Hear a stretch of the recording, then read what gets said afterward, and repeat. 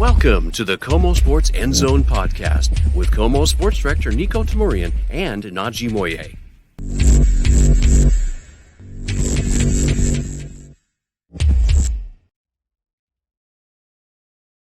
Well, hey there, and welcome to the KOMO Sports End Zone podcast. We appreciate your support always and all those views on the KOMO News YouTube page and wherever you get your podcasts. I'm joined as always by the great Najee Moye. What's up, Najee? Niko, what's going on? How are you, first of all? I'm good. It's Valentine's week. Who does, We're feeling the love here at the KOMO Sports End Zone, definitely. I mean, love is in the air. We're not wearing red, though. No, I kind of have my tie in the air. Yeah. And it was my birthday week. I won't say how old I am, but he's some years old. Some years. I'm not 40 yet. Not 40. That's as far as I'll go. There you go. And I'll say this, in addition to the holiday, in addition to which, I'm not saying my birthday should be a holiday, but in addition to all the fun stuff. I'm saying your birthday should be a holiday. Thank you. Man, I mean, listen, I always say this on the air, and I think it's absolutely true. Seattle sports never stop. There's always something happening. Yeah. We could talk about the Kraken getting Philip Grubauer back and 20 some odd games to go before the regular season's over. It was just crazy to think about in that respect. But we also have some big news this week, and that's what we're going to talk about in this show. We're going to start with the Seahawks filling out that coaching staff, and eventually later the Mariners have officially reported for spring training. That first game is a week from Saturday, and so let's dive right into it, Naj. The Seahawks really putting that staff together. And before I get your take on it, which I'm highly interested in, I was talking about this with the great Eric Johnson in our hallways here at KOMO. Great hallways, great hallways, always. It's the coaching staff looks fantastic. I just want to put that out there. But there's also something to consider too, that it's okay. Mike McDonald, first time head coach, Ryan Grubb, first time offensive coordinator at the NFL level. Anyway, there's a lot of people here that are incredibly bright minded, that have been highly sought after, especially when you talk about McDonald and Grubb. Yet at the same time, they've never been in the current role that they're in as head coach or NFL offensive coordinator. So I guess my question for you, in addition to your take, is, are you concerned about that? Or are you just solely looking at the credentials, the results that we've seen in both guys' careers? How do you interpret it? I thought it was, at least from a devil's advocate standpoint, a good point to bring up. It's a very interesting coaching staff that Coach Mack. I keep calling him Coach Mack. It's okay. I'm not sure if that's official. I mean, Coach Mack, if you like that or you don't, just let us know or not. It's a very interesting coaching staff. I mean, you consider, you got Aiden Dirty from Dallas, who was a defensive line coach in Dallas. But this first time actually as a whole entire defensive coordinator. Now, that being said, we know that Coach McDonald will be calling defensive plays, at least at the beginning. It's interesting, though. I know that he has some time. He was a linebacker in NFL Europe. I don't think I've ever said NFL Europe in a sentence before this time. Well, before we were just talking. At least on the podcast. At least on the podcast. But yeah, I think I'm just starting in that angle. I think that's interesting. I think it's a great opportunity for him, and we're happy to have him in Seattle. I definitely think, that sometimes the defense last year under Coach Hurt maybe left a little bit to be desired. Sure.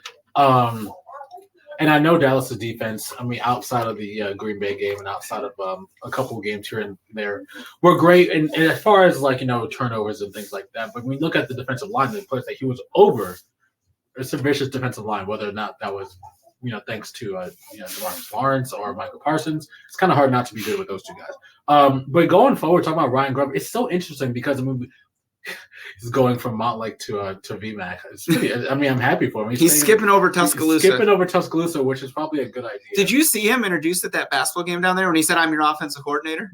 It was weird. I try to block out cringy moments in my head sometimes. The whole process was weird. From that to fans getting pictures of him, John Schneider and Mike McDonald at Dino's, and it was like that's how the story became, for lack of a better term, confirmed. There's no better confirmation than an actual photo of the guys meeting up. Yeah. It was weird. It was kind of weird, but I do think that this is good news for the Seahawks. Yes. We just look at what UW has done offensively under his play calling. I think even Coach DeBoer, who's down in Alabama now, who would probably love to have Grubb down there. I think also Coach McDonald was like, hey, we need a guy who can just figure things out. Yeah. And even work with some of maybe not the best tools. I mean, the Seahawks have great tools, obviously. But even coming after Shane Waldron, with the Seahawks, I think also with the defense, leaving a little bit just kind of like a little bit to be desired, I guess. Overall, as a hire, I give it a B plus, only because of the lack of NFL coaching experience. And also, as something I've been saying on the podcast for a long time, this is almost, I don't want to say a shoe-in, and I wouldn't bet on it, but Michael Penix to the Seahawks? I mean, wouldn't we love that? I mean, it just kind of makes a little bit too much sense. And it's not a knock on Geno. I would love for him to come in and learn under Geno. No, and they already worked together in the offseason. Yeah, and I've been saying, I was like, look, you get a guy to sit behind Geno. We see what I met Brian Green Bay. We've seen what quarterbacks sitting behind veteran leadership can do for a young quarterback, especially getting to the league, maybe saving his knees or some injuries, that Michael Penix has, as opposed to throwing him to the wolves like other teams. That's been like our biggest point in this podcast. We hate how other teams throw those young quarterbacks to the wolves. Yeah, and we're just surprised when guys like Zach Wilson can't, not have the shadows sneaking up on him. I'm not saying he would have been the next Joe Montana, but he probably was better than what we saw. Give a guy a proper shot, and I think and we don't know. There's no confirmation. There's no any sort of leaning from that group where they'll go in, well, at least in that first pick or maybe in the first two picks, who knows. But B+, a familiar name. A lot of Hawks fans are very happy with offense and defense. Also, I'll let we're gonna talk about this a little bit later, but Leslie Frazier is assistant head coach. Yeah, I think a guy like Leslie Frazier is the perfect addition to that staff where we're talking about, you don't know that it's a knock or not, the lack of NFL experience. It's at least something that causes pause, maybe. It's obvious. It's obvious, right? But it doesn't cause concern if you go out there and you win 13 games next year or something like that. No. But for anybody who is concerned about it, here's Leslie Frazier, who's been around forever, is just a great, savvy veteran mind in the coaching world. Yeah. And, he can be there to guide in that respect. It's almost how people are excited to see that, Pete Carroll and Bill Belichick are going to be hanging around Montlake and Jed Fish's office. Not that Jed's a first-time head coach, but, it's one of those things. A couple points on what you were just saying. I still stand by the fact, and John Schneider could certainly refute this, but I still think that had an Anthony Richardson or C.J. Stroud been around for the Hawks at number 5, they very well may have taken one of them, or at least would have been highly tempted. That's not a knock on Devin Witherspoon, who's been just simply amazing as a rookie. Yeah. And I'm not saying I wish anything. No, of course not. I think Spoon was perfect for them. I'm just saying that the notion that they at least like the idea of having this consummate pro in Geno Smith, which is what he is. He carries himself as an absolute leader at that facility. Listen, you get the numbers maybe went down a little bit in the second year of him starting, but I'm not even that on that because he was just such a great leader out there. And the point I'm trying to make here, I suppose, is, if you're going to draft a quarterback that at some point is going to be your starter, you want that person to learn from somebody like this version of Geno Smith, who has seen so much, who has been through the lows, the highs, every cliche you want to throw out there, he's been through it. And he's made back-to-back Pro Bowls, right? That's who I want my young quarterback. He played so well in the Pro Bowl games. I'm maybe the one person who watched the Pro Bowl games. He looked amazing, honestly. So he did. Back. Yeah, and so I think that going back to it, I think that this all ties in from a standpoint of, okay, so maybe this coaching staff doesn't have experience in their current roles, like Mike McDonald, first-time head coach, Ryan Grubb, first-time NFL coordinator at the offensive side, and overall young group. But they've got these veteran players. Yeah. I mean, we'll see what happens with free agency and yada, yada. But, you got Bobby Wagner and Quandre Diggs out on that defense. They're going to make sure things are okay. Yeah. And to be honest with you, I'm very excited to see those guys in what seems to be a really innovative and exciting defensive system that Mike McDonald has. And let's be honest with you, other than throwing from the right side instead of the left, there are some similarities between at least the way they approach the quarterbacking between Geno Smith and Michael Penix Jr. I'm not saying they're the same guy. I don't think I've ever seen anybody throw a deep ball like Michael Penix, but I'm just saying they both kind of fit that system. I was just thinking, I bring up the Sugar Bowl a lot because we watched Michael Penix throughout the whole year, and he's been, essentially amazing throughout the year, but especially that game. I mean, again, Texas, I was watching some of these throws, and I'm just like, are you serious? Yeah. You know, and I think honestly, as it stands right now, I think he throw a better deep ball than Geno Smith can. He may, yeah. He may. But I'm playing devil's advocate here because if you want the Seahawks to draft a quarterback in the first round, and you bring in Ryan Grubb, who is a college offensive coordinator, do you want is Penix is familiar maybe to him? Would you want maybe like a Bo Nix? Maybe? No, I don't want Bo Nix. No? Okay, that was fast. I mean, if you're talking Caleb Williams, okay, now you got my attention. Considering who, but that's not going to happen. No, that's not going to happen. Yeah. But considering who's around at that point, you're not going to get the Drake Mays of the world. Maybe the Hawks might draft a quarterback. Honestly, I think I'm going to go out on a limb here. I'm going to do a little hot take here. Yeah. For the Seahawks, if they were the only quarterbacks I like, unless you're talking about some like late 7th round flyer like the Niners did on Brock Purdy, that doesn't necessarily. But if you're the only quarterbacks I like for the Hawks in that first round pick, with the understanding that A, they don't have a 2nd round pick because they traded it for Leonard Williams, which is a good trade, especially if you can re-sign him. If you can re-sign him. And you have other holes that you could really use to fill, especially on the defensive line with that 16th overall pick. Right. To me, and understanding that I just said one of these is not feasible, the only quarterbacks I like the Hawks to even look at in the first round are Caleb Williams and Michael Penix Jr. I don't care. I'm sure Drake May is fantastic. I'm sure Bo Nix will have a nice career. This is not a knock on those guys. J.J. McCarthy's got potential. It's just because Caleb Williams, and yes, I'm a little biased seeing Penix up close and personal the last couple seasons, enjoying not just him as a football player, but who he is as a person. He is a great, great man. Mm-hmm. But I think it gets added to, as you said, thinking about the familiarity with the system. Right. And understanding that Geno's here.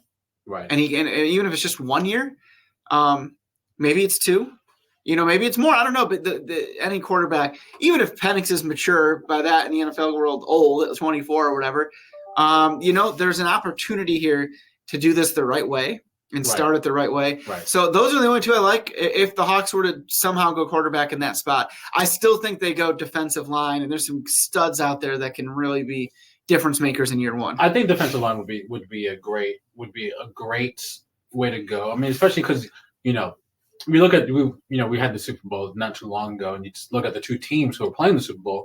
The Chiefs' defense. I mean, Patrick Mahomes is Patrick Mahomes. He's up here. He's probably a baby goat. He's definitely a baby goat right now.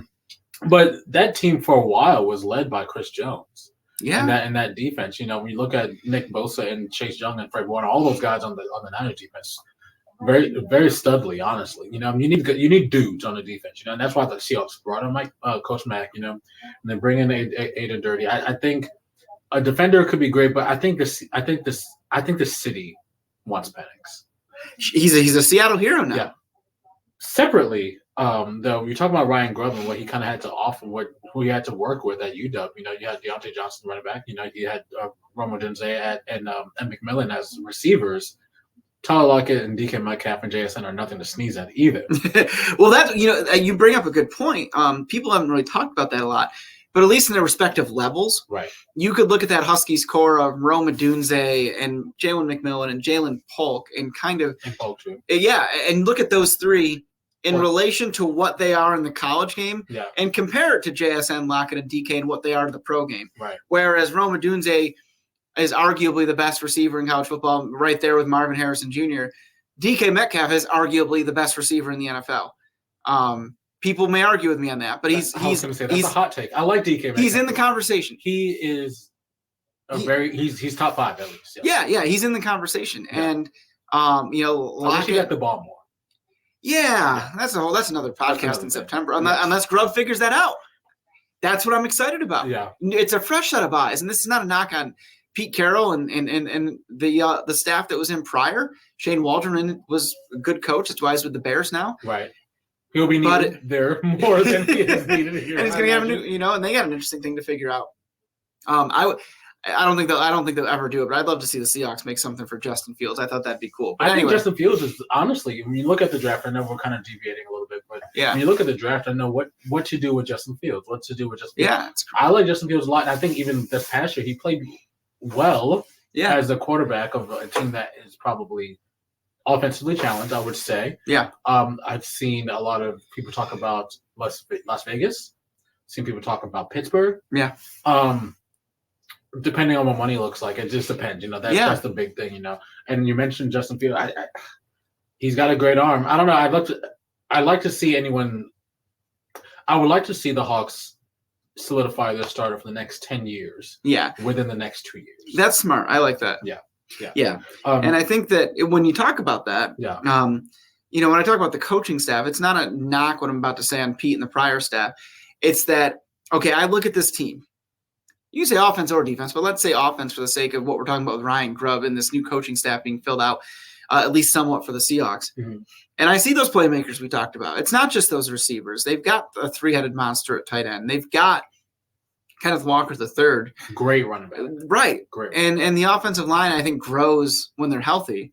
I mean, Abe Lucas, Charles Cross are going into their third year, and, there's potential there. I mean, maybe they draft another lineman as well. But the point I'm trying to make is this. There's already talent everywhere. Now I'm eager to see what a different set of eyes, especially a different offensive mind in Ryan Grubb, can do with it. Yeah. Is it going to take off? I suppose it may sputter. I mean, let's not think negatively, but it's possible. But I tend to think, I don't want to go too much in detail on this. Okay. Because it was an off-the-record meeting. Oh. But y'all listen to Niko, yeah. It wasn't just me. There was other members of the Seattle media. There was a really cool gesture. I'm trying to think how to not get too specific here, but with Kalen DeBoer and Ryan Grubb before this 2023 season. And we only could imagine that it was going to be a 14-win season, right? Sure. But he showed us why that offense was so impossible to prepare for. And I think I know where you're going with this. What I would say is, and this is not a knock on Michael Penix, who I think is fan-freaking-tastic, but I'm a believer in Ryan Grubb's system, how intelligent he is, and the way he puts things together. I think his system is going to work, and it may even work better with professionals. Now, understanding there's professionals on the other side of the ball as well that are preparing for it, but understanding what I saw and what he said and what he taught, quite frankly, taught a lot of us about it. Right. I think it's an incredibly difficult system for anybody to prepare for, and I think it's going to thrive here. I do, and I think that it's going to thrive even more with the guys that we just mentioned, those playmakers, and especially a cerebral quarterback like Geno Smith. Are you kind of referring to the whole, out of one formation, they could run 34 different plays? More or less, yeah. More or less. Okay. Yeah. I suppose that'd be the basics of it, but yeah. Right. And it's when you get to the specifics, it was it's honestly one of the coolest things I've been able to be a part of. It wasn't even something we could talk about on the air. Right. But it was like, okay, this is why. And the reason they did it was so whether it was TV or print or online folks aren't like asking a million questions, but okay, here's what it is. You understand it, but I think that it's man, I am a believer in it. And I think it's going to thrive even more so with pros everywhere.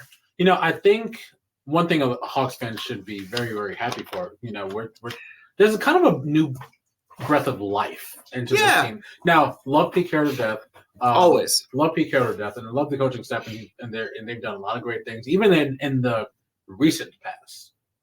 Post Legion of Boom, great things have been done. They did make the playoffs. Post Legion of Boom, it was a thing.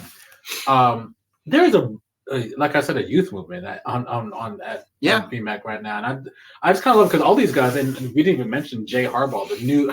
How awkward! There's a Harbaugh in Seattle, and it's not the one that a lot of people thought. Yeah. He's Jay Harbaugh is the son of Jim Harbaugh, who coached under him for the past 5 years at Michigan. Yeah. So it's a bit of a family affair. It's a super family affair, actually. It's crazy because McDonald was with Harbaugh in Michigan. And, you bring up a great point. The youth movement, not just with the coaches, but with those players that we've been raving about. Yeah. I mean, guys like Spoon and Tariq Woolen and Moye Mafe, along with the savvy veterans like Aquandre Diggs and Bobby Wagner. And, again, I keep saying it, not to knock anything prior, but I'm really excited to see that fresh set of eyes with these guys, with the veterans, to see what else they can get out of those guys. As highly productive as Bobby Wagner always is, 180 tackles, whatever the number was, I'm just throwing a number out there, but, leading everybody in tackles again. And the young guys, how are they going to take that next step in their careers? Guy like Reek Woolen just oozes potential, and we've seen that potential. Guy like Spoon, nothing else needs to be said. Yeah, I'm really excited about that. And I think that the young staff can do that. They can relate and they can make it happen. Looking at this list now with the Hawks put out, the only holdover from Pete Carroll's coaching staff last year is actually the DB coach, Carl Scott. Which honestly, when you mention guys like Reek Woolen and Spoon and Carter Diggs, they didn't never really change. and Coach Scott, he's a character. He's a fun guy to be around at practice. I was cool. I was excited to see that. Yeah.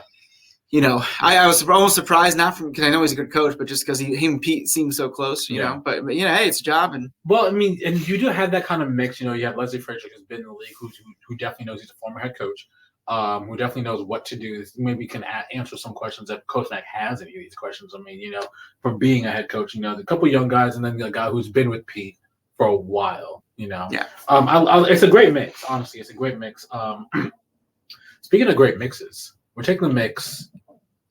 Do I get to bring up the Valentine's thing yet? You can. Oh, let's do it. Go ahead, Najee. I didn't interrupt. I'm just excited because our awesome graphics guy, John View, made. And let me take our names. Oh, no. Yeah, our names are off the screen there. This is beautiful. We have a great mix of stars that we love here in this city. By the way, and sorry for the folks listening only, not watching on YouTube. We very much appreciate you.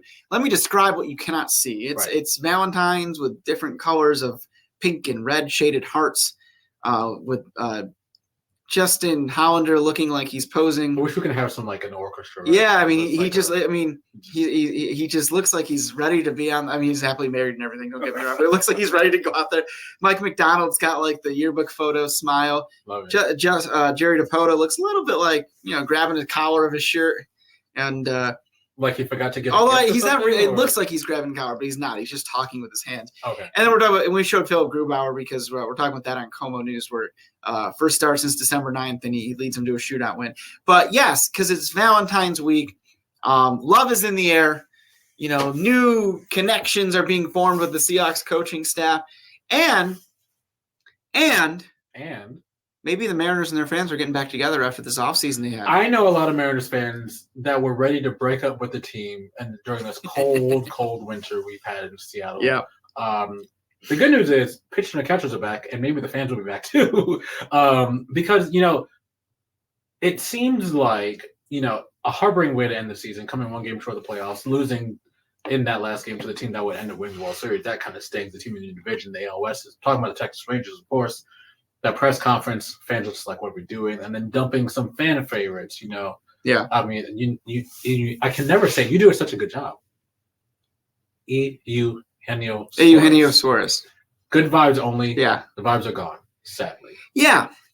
But I think Pat and him and many other players, Teoscar Hernandez also, but I do think you'll see when we get to spring training, and we're basically there now, when we get to that first game, a new lineup, a new hope maybe for the Mariners to get back to the playoffs where they were last year.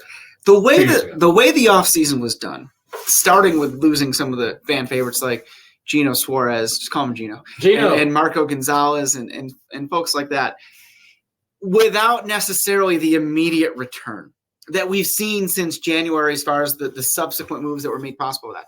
But the way it was set up is kind of what caused that, I feel like, right? I just feel like a lot of Mariners fans were kind of looking at envy at some of these other teams. Oh, yeah, when you sign Shohei or trade for Soto. And then you can see that they're just slashing their budget. It's like, wait, what is we going to look like here? Yeah, but I will say, this is not just my opinion. This is the opinion of so many out there in the baseball world. Now that you look at the whole body of work, this Mariners team is better than it was last year. They kept the rotation intact. And yes, they traded Marco Gonzalez and Robbie Ray, but those guys were hurt almost all of last year. So when you're comparing year to year, they're better. And I can tell you at least one person who I talked to specifically who is not even mildly upset Robbie Ray is no longer here. Sure. So yeah. He works with us. Oh, yes, I know what you're talking about. Yes. Names protecting innocent. Names are withheld. But yes, okay, so if you look at last year's Mariners team, they struck out too much, and the run production. And this is what Justin Hollander told me last week, and the run production was too inconsistent and spotty. So Gino Suarez, great guy, and a very good ball player, struck out way too much, and that number was at a tough spot last year. The DH spot, it will forever be remembered by Mariners fans that Tommy LaStella was the opening day DH last year. Okay, now you got the DH from the World Series champion Texas Rangers and Mitch Garver. Okay. Okay, that's good. Does that solve the DH problem? Well, it's the first time you're going to have a full-time guy since 2018 with Nelly Cruz. Yeah. And you bring up a great point, Naj. This is why I love you. Well, I love you for a lot of reasons, but this is a great point. Valentine's week. Come on, you got to tell people you love. Share the love. Yeah, share the love. Yeah. You too, Niko. Yes, I think it does, with the caveat that he stays healthy. There's been injury issues there. Same with Mitch Haniger. Same with Jorge Polanco. These guys that have been the great moves this offseason, and they are that great moves. This only works if they're healthy, and that's why it's cautious optimism, because I think since the first month of the offseason when fans were kind of like up in arms, boy, oh boy, they've nailed this thing. And it can be a really special year. Right. If things work out, which in this case, I don't even think it's necessarily production, because I think if these guys are healthy, they will produce. They always have. It's health. Here's the thing. The Seattle Mariners for the past 3 years have had a World Series caliber rotation. Yes. And luckily, that rotation is intact, more or less. No Ray, no Gonzalez. It's fine. Bring in Hollander. Bring in Haniger, staying healthy. Fingers crossed. Guy with a lot of power. But I said this at the end of last year, and I want to ask you this question, Niko, because you brought up Philip Grubauer. We love Philip Grubauer, but you compare him to we're talking about defending, keeping runs off the board, keeping pucks out of the net. I actually bought a Philip Grubauer jersey. Of course you did. The Nargo patch. I drank out of his stein the other day. In fact. Oh, that's right. Yeah. Yeah. Thanks to you. This year, the Seattle Kraken are averaging about 2.7 goals per game. Do you think the Seattle Mariners will average more runs than that this year? That's a great stat. I do. Okay. If, again, people stay healthy. I think this lineup is more complete. Yeah. I think the fact that the last couple of years, you can any given game necessarily, you look at the order 7 to 9, or in some days 6, and like, ooh, right? Some days last year it was 4. Right, but now when you look at this thing, and if JP was fantastic last year, right, you could conceivably have JP Crawford out there, Jorge Polanco, Julio, Cal Raleigh cleanup, Ty France, assuming he returns. And that's the thing. You're assuming a lot of things. I get that. Right. But I think Ty France returns to 2022 All-Star form. And then we're not even talking about Mitch Haniger in there yet. And essentially, your 8-9 guys are the only so-called question marks. Luis Urias at third base. And kind of a platoon understanding with Josh Rojas. Sure. And then whoever's in that other outfield spot, whether it's Dom Canzone or Luke Raley. And either way, those are better options than what you had last year. Yeah, I don't want to say a guy like Tommy Stella in the no, your DH is a proven DH. And then even like Mitch Haniger can spend time at DH. You just never know. Yeah, you can do that, and you can even spell Cal. Exactly. Yeah, and so I think that there's a lot of cool opportunities here. Even Julio could spend time at DH. Honestly. Yeah, give him a day off his legs. And he had that tweet the other day, I'm starving. I loved it. And I think that... You were starving for a Super Bowl. I'm like, you don't play football. But I think ultimately you can look at this, and with the caveat that things can go belly up with injuries, and you can say that you could look at this same podcast in August and be like, well, those guys are idiots. Well, okay, you can't predict injuries. But I think if this goes the way that you hope it does for any team, that guys are healthy, because you don't want to see anybody get hurt, I think this team's in that 90 win window again, and I think they're playing. And who knows? You just got to get in. You just got the World Series champs were 2 wins better than the Mariners. The Diamondbacks, National League champ, were 4 games worse than the Mariners. I know, and it's so tough. Baseball is one of those sports that you really only almost have to be more lucky than good. You definitely almost have to be more lucky than good. Is this team a game better? Yeah, but I think maybe Texas has all that confidence now. Houston is. The division's going to be tough. Yeah, the division's going to be tough. Arizona. Not Arizona. I'm sorry. The Angels may not be quite as good. Probably because they lost Shohei Ohtani, which is like half their offense essentially. And then Oakland is kind of still playing in front of 14 people at their stadium. Who knows what they're going to bring. So, but the American League is tough. Because you look at that playoff kind of. There's like 4 teams in the AL East that couldn't make the playoffs. Right. Actually, really, they all could except they all Boston, could. Really, yeah. I mean, even Boston could. So that's what I'm saying though. I'm not saying it. Division of bust, like win the division of bust, but I mean, I'm just saying to remove all doubt. You don't want to be in any sort of weird scenarios where you find your way just, one game out of the playoffs like we were last year.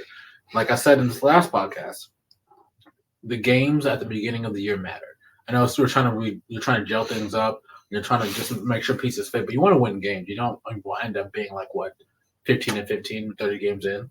One game's the difference, like you said. One game is the difference. I know it's a long season. Believe me. They know it's a long season too. Yeah. But every game matters. Literally all 162 of them matter. Yeah, who would have thunk that loss on April whatever would cost them, right? Yeah. But I think we'll learn a lot of things next week. I think they play the first game against Chicago, the White Sox down in Peoria. Not Illinois, but Arizona. It's like me. I live in Des Moines near Seattle. It's like, all right, it's the city in Washington, not Iowa. Yeah. Hey, you want to hear what Rick Riz has to say? Sure. All right, we're excited. So is Ricky Riz. Let's put. Great time of year, anytime I'm hanging out with the great Rick Riz, right?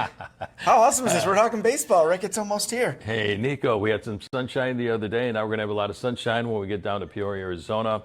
I'm going down on February 20th. Pitchers and catchers getting ready to report. So hope springs eternal, and it's another brand new season. I can't wait to get down there and get back to work. This team looks so much different today than it did back on October 1st. What's been your overall take on everything this team's done to get better for this year? I think Jerry DiPoto and Justin Hollander did a great job of reshaping the offense on this team without having to touch the young starting rotation and even adding to the bullpen.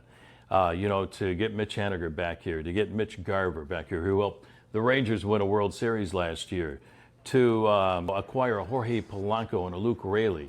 Those are really great pieces to help the offense to go along with one of the most exciting, one of the most talented players in the game of baseball in Julio Rodriguez. J.P. Crawford was, I think, the MVP of the ball club last year. Ty France is going to bounce back and have an outstanding year. So he really reshaped the offense without having to touch that great starting staff, which I think is the best in the American League. Some of these new guys coming in, have any of them stood out to you in the past? It's like, wow, that's a heck of a ball player sort of thing? Well, with a healthy Mitch Haniger, not too long ago he had the 39 home runs and 100 RBI, so we know Mitch and what he can do. But Jorge Polanco, this guy was an all-star a few years ago. He's going to provide, power from the second base spot where we needed some offense last year. The DH role is going to be much more solidified. We had a bunch of DHs last year, but Mitch Garver is going to help take care of that, help out behind the plate too with talented Cal Riley's coming back. He's going to be only better as well. But I also really like Luke Raley, what he did for the Tampa Bay Rays last year. So with all those pieces together, they've done a really good job. And everything they've done, they did while keeping all those young pitchers. Intact. How crazy is that? I know, it's outstanding. So, in the bullpen too, you got Andres Munoz, who's one of the toughest relievers in all of baseball. Matt Brash, who has one of the greatest pitchers in the game with that nasty slider. You add Gregory Santos, coming over from the Chicago White Sox, who his fastball averages about 99 to 100 miles an hour. And then Gabe Spire had a heck of a year last year. Taylor Saucedo, from the left side, and Trent Thornton. So when you have pitching like that, you got a chance to win, a lot of ball games. But it's hard not to be excited about how this team looks heading into the new season. Oh, it's, you have to be excited about this team because you've waited so long. You were so close last year. You made it the previous year on the home run by Cal Raleigh off of Domingo Acevedo, that pinch hit home run to a walk-off 2-1 win to get you in the playoffs for the first time in a long time. You were almost there the year before by a win or two in the previous years. So now we have expectations, which is good. You should expect to win now with this organization. It's a brand new season, and it's going to be a lot of fun. A year and a half later, I jumped out of my desk and I was yelling, this goes Rick Riz, we love you. Thank Niko, you so much. Love you too, buddy. Yeah, we Thank appreciate you. Yeah. Baseball season. What a great voice. Oh, yeah, well, he is the best. I just can't lie. If I could buy a voice, let me tell you. I could buy a voice. We love Rick Riz, and we appreciate his time always, and certainly we'll be catching up with him as the season goes on. He's just one of my favorite people, and it's just awesome to chat with him. It's awesome to be talking baseball, Naj. I can't wait. I'm excited. I implore Mariners fans everywhere to watch spring training games. Yeah, you'll learn a lot with all these new faces. You'll learn a lot. There's a lot of new faces. We know the pitching staff, but there's a lot to learn. And honestly, listening to Rick talk about this, I'm like a little fired up. A little jazzed, yeah. And the young guys that may come up, you never know. It's good to see them, too. And the thing is, you have those pitchers, Matt Chapman is still out there, but you still have those pitchers that are, that'd be interesting. You want to keep them all, but, if things go a different way as the season goes on, there's some leverage that I think the Mariners could use. But ideally, I think the lineup will be better maybe at least a game better, but who knows how much better everyone else can be as well. If the Mariners sign Matt Chapman, we're doing an emergency podcast just for you because you've called it for a while. I've been calling for a while. I love it. Well, Najee Moye, we love you. Happy Valentine's Day. The love is flowing. I'm Niko Tamurian. He's Najee Moye. This was the KOMO Sports End Zone podcast. Thanks for tuning in. Bye.